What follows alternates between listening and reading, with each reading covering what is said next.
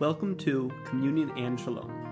In this podcast, we are exploring how the biblical and historic Christian faith can engage sexuality, ethnicity, culture, and our local communities as we pursue the flourishing of God's kingdom. Our goal is to engage these topics charitably and with nuance. Hi, everyone.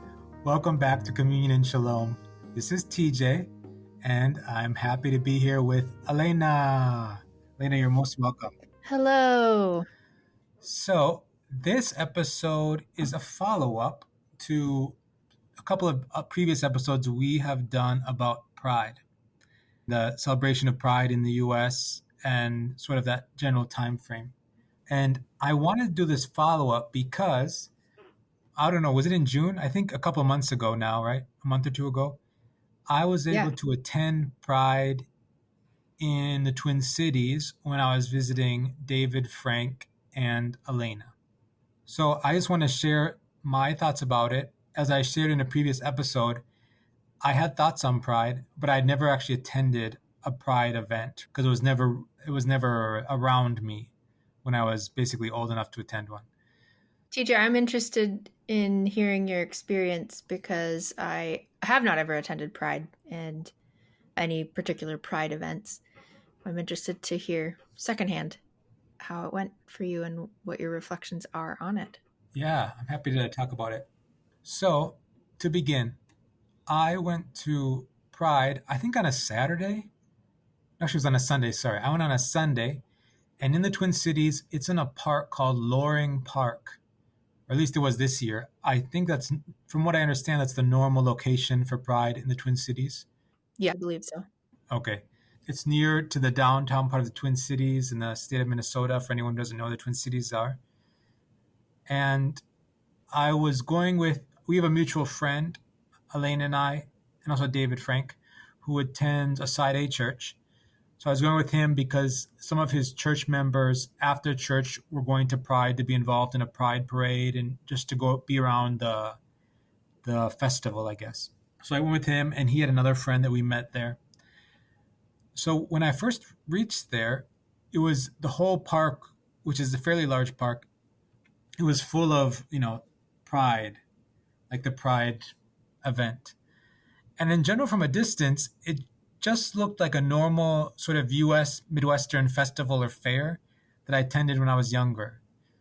So they seem to have a lot of carnival food or fair food, They just have small, for anyone who hasn't been to such a fair or festival before, they have small booths where they sell many different types of food, including food that I think are the common festival or fair food. Like Minnesotans like a lot of fried food at fairs, like fried donuts or fried corn dogs or things like that, or tacos or popcorn or whatever. They had all of those things. And I also, something that I didn't exactly anticipate that surprised me was when I entered the festival, I noticed it was just like a normal U.S. Midwestern festival or fair. So I saw a lot of people who had their kids and they were pushing their kids around in strollers, or they had their kids and they were walking around, right? And they seemed to be straight people because they're usually seemingly a father and a mother and their kids. Did they have games or events or competitions or people giving free stuff away for commercial things? I'm just wondering how much like a fair it is. That's a good question. I definitely saw people giving away free things. Usually different booths would have like small souvenirs, I guess you'd say, like small things for racing or pencils or pens or a small toy or something to give away to people. There's definitely that. And then they have games. I don't see games, but one thing, they had a couple of large stages, and the stages seem to be run by drag queens. And for anyone who doesn't know what a drag queen is, it's a person, usually a male, who dresses up in feminine clothes, but usually it's a very exaggerated feminine style or using very exaggerated feminine mannerisms. So drag queens seem to be the ones who are the MCs or managing the one or two large stages. And they had a lot of like musical performances, I guess, or dance performances was what I saw when we were walking past them. So there was that. I didn't see as many games, but I definitely saw those things. Another thing to mention is you walk around. There's a lot of booths, as I said. Some of them sell food, but there's also a lot of booths. We stopped at a booth, which were people talking about environmental advocacy for improving like water and air in the Twin Cities. I saw a booth for counseling resources. I saw many for counseling resources. I saw a booth for like different collectives or groups. Like I distinctly remember a nudist collective booth, and I also remember collectives of Latino people. I saw a booth for people who were wanting to be involved in like certain banks or things like that. In a lot of ways, it seemed like again a normal festival or a normal place where people gather. Hmm. Where there are a lot of people who were just trying to share their goods or their services with others or the causes they valued. I also saw several booths which again had some sort of therapy or medical cause or goal, right? Like counseling, as I mentioned, or maybe HIV/AIDS awareness. I saw all of that. Also, something that surprised me a little bit was there was several booths in different sections of the park, which were basically side A churches, I assume, advertising that they existed for queer people. I was really surprised, actually. I was like, oh, there's a lot of side A churches doing this.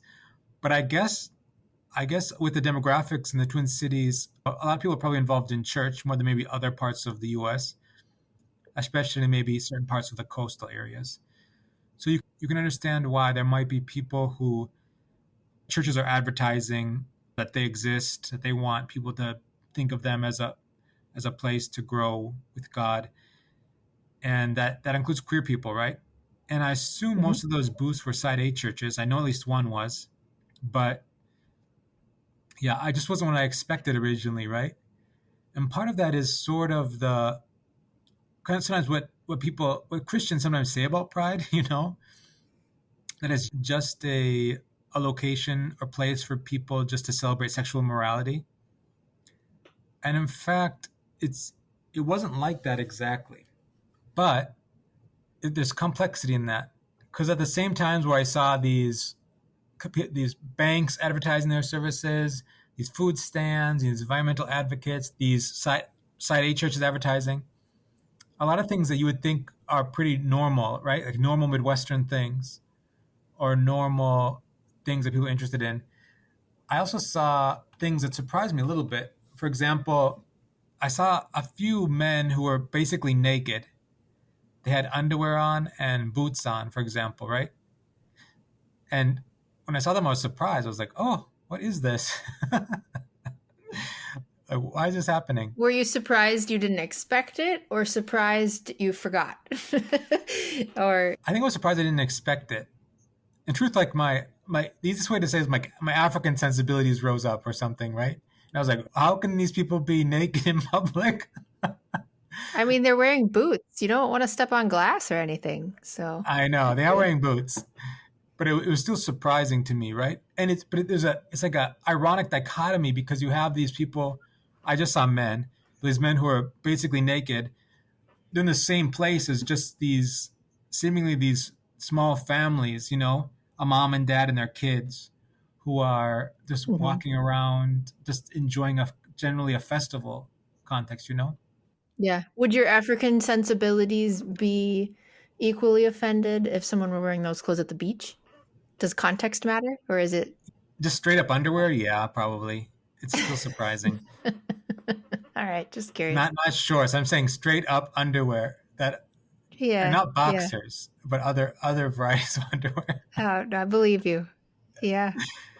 Also, there was several. I think I saw men dressed as dogs, like plastic leather dogs. And I think this is a negative connotation of like a fetish community for people called puppies or puppy and handler communities, where essentially people take on a primal role or mentality as a dog, and they kind of involve this as part of their desires, sometimes their sexual life. So I saw several people like that. What did you expect? How is it different than what you were expecting? I don't know what I expected, actually. And I don't know if that seems like a trite answer, but I think one thing I guess I did expect, I expected to not to see as many children and families, right? Mm-hmm. Just because I thought it'd be mostly queer people, but it's just from walking around, it seemed like there's also straight people. For example, I saw a straight couple propose for marriage, like right in front of me during the Pride Park event. And they may not be straight, but they would, on the outside, they appear straight. You know what I'm saying? Mm-hmm. So, yeah, I don't know. I'm not sure what I expected, but I still noticed like this ironic dichotomy at some points where I saw again Yeah. the puppy play or the naked man versus the children just with their parents enjoying a weekend stroll on Sunday afternoon and eating snacks from the park or the party or whatever. It just was ironic. And they seem to be the majority, just people who were just strolling around with their kids or whoever, you know what I mean? Yep. Yeah. Another thing that's really ironic or that hit me when I was walking around, Loring Park is right next to the Basilica of St. Mary, which is the like a very prominent basilica in the Twin Cities, right? Oh, wow. So it's right next to it. So there's sort of again, like I was standing in the middle of Pride and I would see the basilica right there, right? And I even took a picture because it just showed me like there's an interesting contrast in that. And I don't know if the Pride people are they just like they're meant to be subversive in some way, in some sense. Like we're so close to the basilica, even though obviously the Christian and Catholic sexual ethics like usually don't think that same-sex sex is a morally good thing, right? I did see a couple of presumably Christians who had wore shirts that said Jesus loves gay people, and they were handing out Bibles. I wasn't sure if they did not have a booth, but I think they were just people walking around. And I got the impression that they were not side A people, but they're just people who wanted queer people to have Bibles so they could follow God, basically. But they may not have been side A people. I think of that because I've seen evangelical Christians do similar things, or I've read about them, I guess. Go to events with queer people and then just hand out Bibles as part of sort of their endeavor to connect people to God. One thing that's also was interesting to me is so in the US and especially Minnesota, there's an American large sort of supermarket or department store called Target, for anyone who doesn't know Target. And I think it's based in the Twin Cities. But anyways, it's a very large chain of stores in the US that sells many things. And they had, I don't know what to say, but the word that comes to my mind was easily is like a large shrine for Pride. Okay. There was multi-space. They had numerous spaces, corridors, lights, art. They had this rather large section of the park for this sort of shrine to Pride. And maybe they wouldn't call it a shrine, but that was my first thought when I saw it. And when I saw that large Target shrine, I thought, wow, these corporate people are really getting into this. I don't think Target's doing that for the church. I mean, I don't think they're making a large I'm pretty sure they're not. for the Catholic Church that's right, like very near to the park, but they are doing it for Pride. And I was like, wow, this is definitely rainbow capitalism. Capitalism using like businesses and corporations, maybe woke capitalism, whatever, using kind of their clout or their virtue signaling by involving themselves in these Pride events or queer communities, right? That's something that really surprised me, just seeing that large shrine and thinking about how they wouldn't do this for the church. And I thought about what we talked about in our previous podcast with secular public liturgies. Like, what are the liturgies that our society fixates on? Where do they put their resources? Where do they put their time, right? And again, they're not necessarily putting it towards the church, but they are putting it towards Pride. I just continue to appreciate our previous discussions about nuance, right? Because in the same way, a lot of people we're using this event or experience as a time to just be with their family, right? Or feel community, feel part of a group, having sort of that There's that solidarity with others who have a similar life experience, you know? But at the same time, you also see like companies like Target putting their energy towards this rather than like the church. Or you see certain people, maybe the puppy play people, or maybe the naked men that I saw, who seem to be following their desires in a way that I would be skeptical of, right?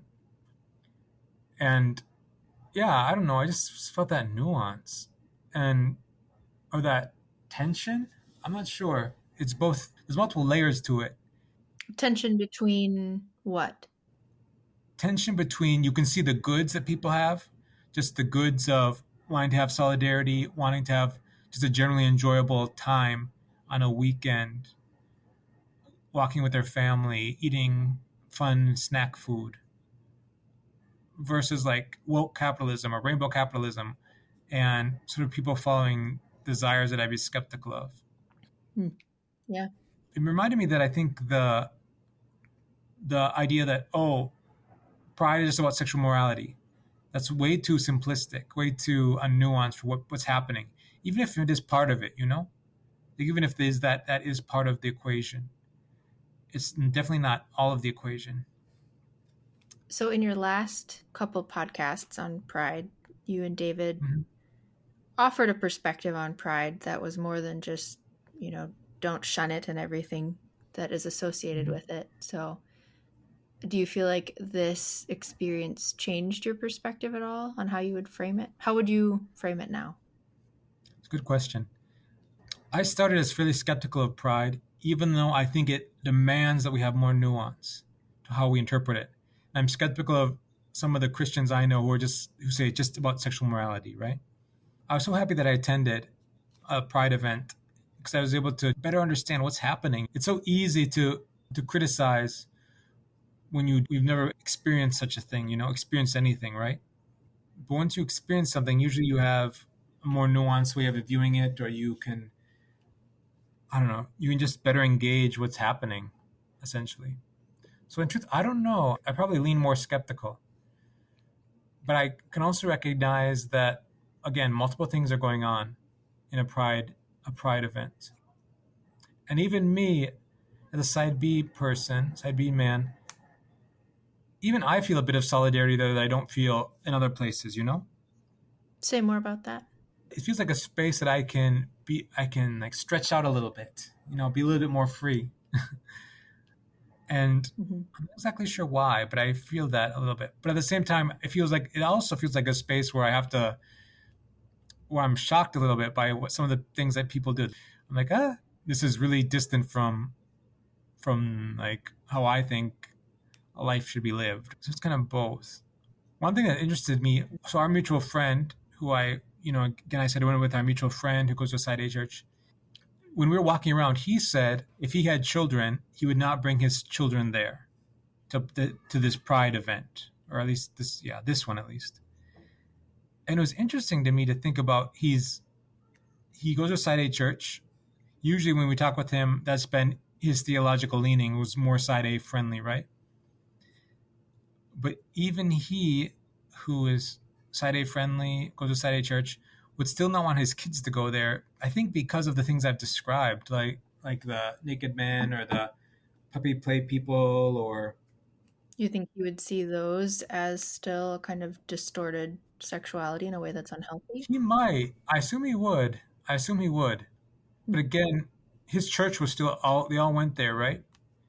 But it was just interesting to hear him say that because he also showed kind of a complexity to the interpretation of the event, He goes there, his church goes there. We went there to walk around, but he would still not bring his family there. Another friend this is David Frank's friend, but a person I know as well who's a Side B person. After we had our podcast, he just sent an email sharing some thoughts. And he mentioned that he does not like pride, right? It makes him uncomfortable. He finds it distasteful.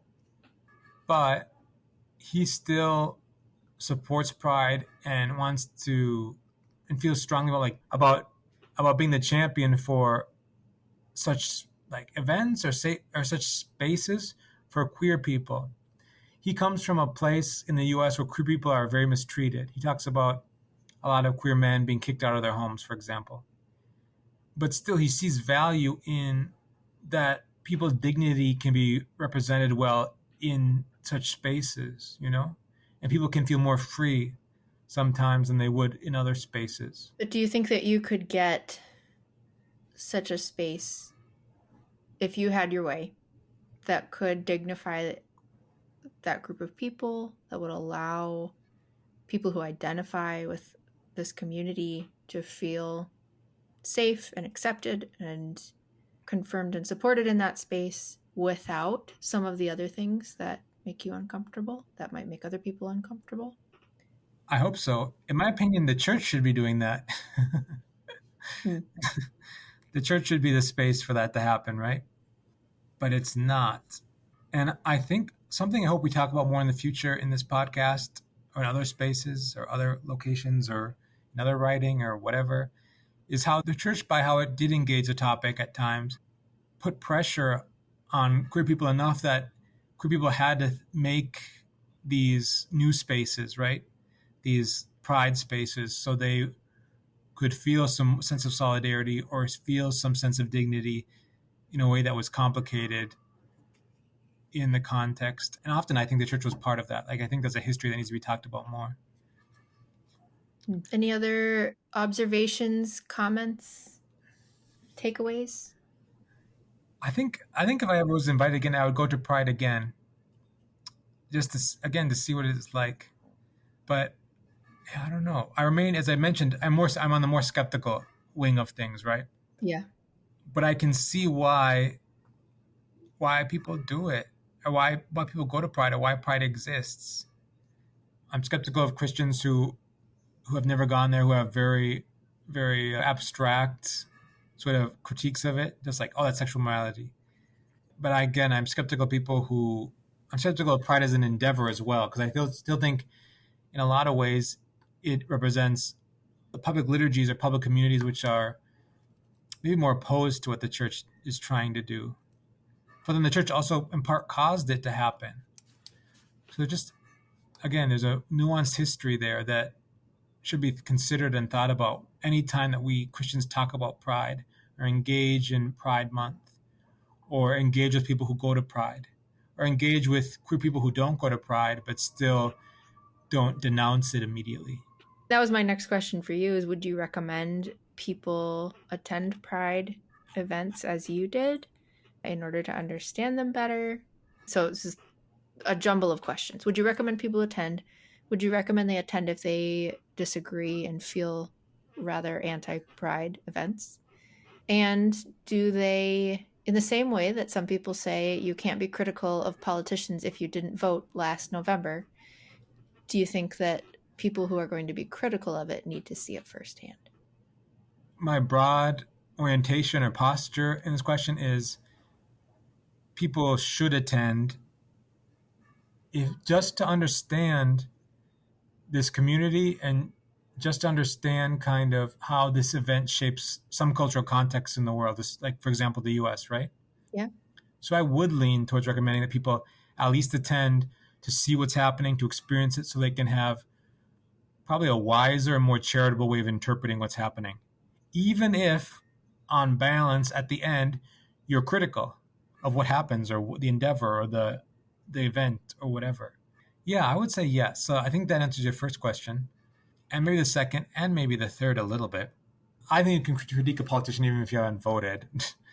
I think that elevates voting as such a large political act when there's numerous political acts in the world that people can do.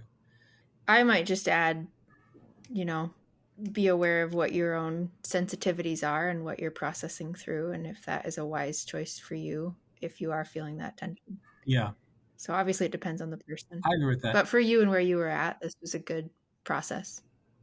It was good. Yeah, I think you're so right. You have to be wise about it. But I don't think you should critique someone just because they decided to see what's happening, understand the context and the community a bit more, right? It takes some discernment to know someone where they're at. I mean, maybe you could say all critique is an opportunity to ask more questions first. So yeah, That's a good way. And in my opinion, all critique needs to first know or understand or experience one of those three, maybe not all of them. But you have to know what you're critiquing. Otherwise, you just make straw men of particular arguments or points of view, you know? So I think engaging and immersing yourself is a good for critique and reflection, right? Like before you act or you judge, I think you have to experience and reflect often. Not always, but often. That's a better way, I think.